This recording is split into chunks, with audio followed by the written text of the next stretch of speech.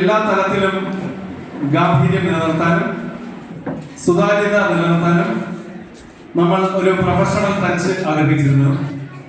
അതിനായി quiz master Shri Hari മൈപ്പറമ്പലിനെ സ്കൂളിലേക്ക് ക്ഷണിക്കുകയും ഇതിന്റെ ആദ്യഘട്ടം വിജയകരമായി പൂർത്തിയാക്കുകയും ചെയ്തു. അടുത്തതായി നമ്മൾ 2 ഫൈനലുകളിലേക്കാണ് പോകുന്നത്.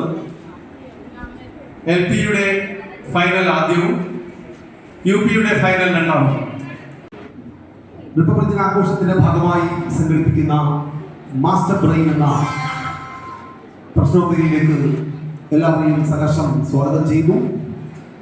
ആദ്യമായി റിപ്പബ്ലിക് ദിനാഘോഷത്തിന്റെ ഭാഗമായി ഇത്തരത്തിലൊരു ബൗദ്ധിക സമസ്യയ്ക്ക് അരങ്ങൊരുക്കുകയാണ്.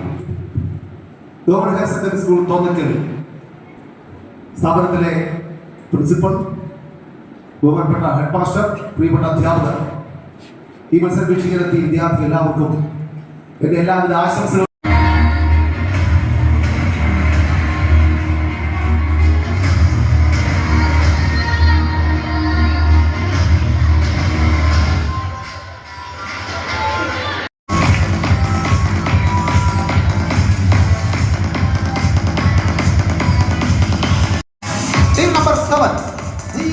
LPS Kulathur Sachin Mani MSN Aditya രാജിയസ്.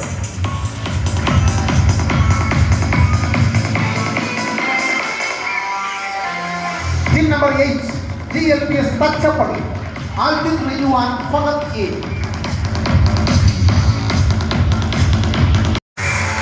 പത്താമത്തെ team GLPS Alangode Abdulla and Jagath കാപ്പി.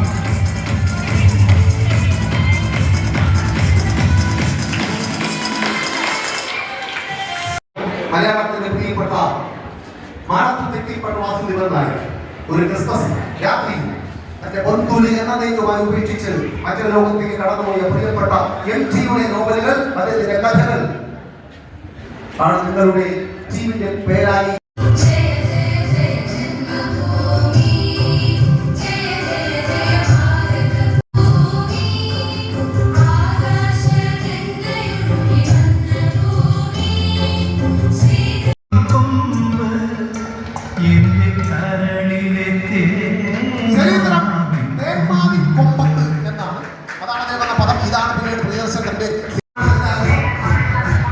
പുഴ കരഞ്ഞിടുന്നു വരിക ഭഗീരഥ വീണ്ടും.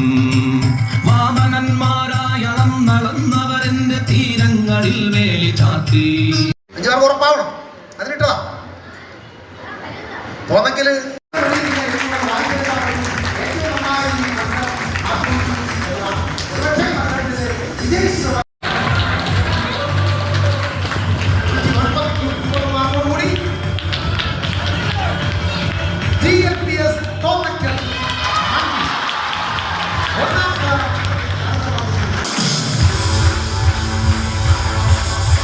UPS പാലക്കാട്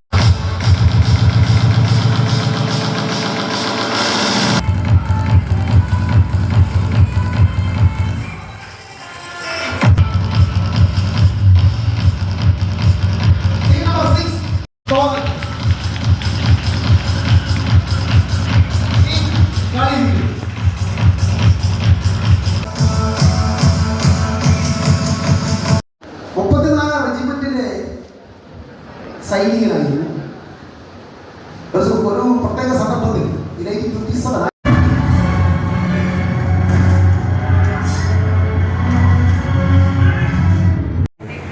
ഡെക്കറേറ്റേഴ്സ് നമുക്ക് ആൻസർ വേണം.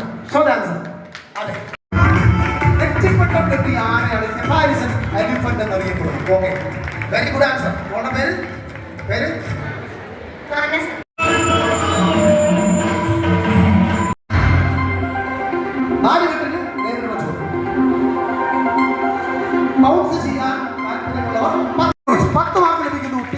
കടിവീട് യക്ഷഗാനം.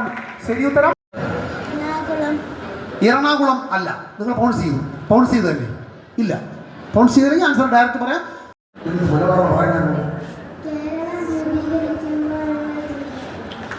നല്ലൊരു കഴിഞ്ഞു മനോഹരമായി.